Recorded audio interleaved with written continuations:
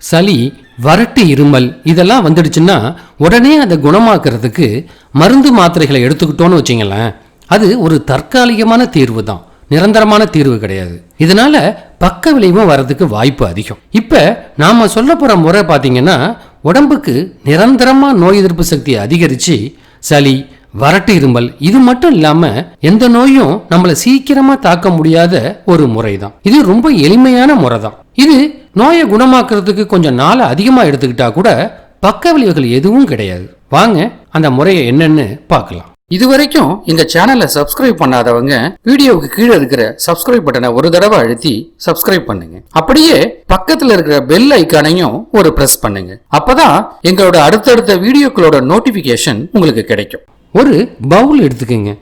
அதுல ஒரு ஸ்பூன் அளவுக்கு தேனை சேர்த்துக்கலாம். அடுத்ததா ஒரு அரை மூடி எலுமிச்சையை எடுத்து வச்சிருக்கேன். இதுலேருந்து ஒரு ஸ்பூன் அளவுக்கு எலுமிச்சை சாறை இந்த தேனில் சேர்த்துப்போம். இந்த ரெண்டுத்தையும் சேர்த்து நல்லா கலக்கிக்கணும்.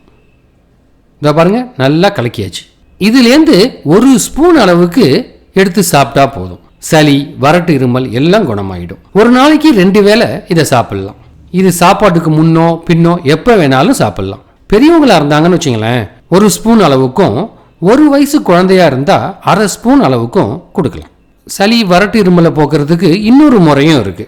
அது என்னன்னா, ஒரு பவுல் எடுத்துக்கோங்க.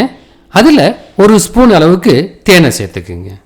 அடுத்ததா 1/4 ஸ்பூன் அளவுக்கு மஞ்சள் பொடியை இதுல சேர்த்துக்குங்க. மூணாவதா ஒரு 1/4 ஸ்பூன் அளவுக்கு ஏலக்காய் பொடியை எடுத்து இதுல சேர்த்துக்குங்க. இந்த 3ஐயும் சேர்த்து நல்லா கலக்கிக்கிங்க. இப்ப இதுலேருந்து 1 ஸ்பூன் அளவுக்கு எடுத்துக்குங்க. இதை வாயில போட்டு உடனே முழுங்கிடக்கூடாது. கொஞ்சம் உமிழ்நீரோட நல்லா கலந்து சாப்பிடுங்க. இதையும் ஒரு நாளைக்கு 2 வேளை சாப்பிடலாம். மஞ்சள்ல இருக்கிற குர்குமின் பார்த்தீங்கன்னா உடம்புல நோய் எதிர்ப்பு சக்தியை அதிகமாக்குது, இருமலை கட்டுப்படுத்துது. அது மட்டும் இல்லைங்க, நுரையீரல்ல தங்கி இருக்கிற சளியையும் இது வெளியேற்றுது. இதையும் ஒரு நாளைக்கு 2 வேளை சாப்பிடலாம். இப்ப சொன்ன முறைகள்ல ஏதாவது ஒரு முறையை நீங்க கடைபிடிச்சா போதும். 3 நாளைக்கு இதை மாதிரி நீங்க சாப்பிட்டா போதும்.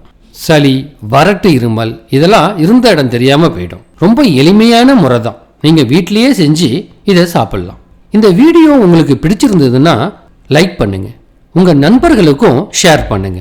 அது எங்களை இன்னும் ஊக்கப்படுத்தும். இதுவரைக்கும் இந்த வீடியோவை முழுமையா பார்த்ததுக்கு நன்றி. தொடர்ந்து இது போல பயனுள்ள மருத்துவ வீடியோக்களை பெற வீடியோவுக்கு கீழே இருக்கிற சப்ஸ்கிரைப் பட்டனையும் அதுக்கு பக்கத்தில் உள்ள பெல் சிம்பலையும் அழுத்த மறந்துடாதீங்க. இந்த வீடியோ பிடிச்சிருந்ததுன்னா மறக்காம ஷேர் பண்ணுங்க.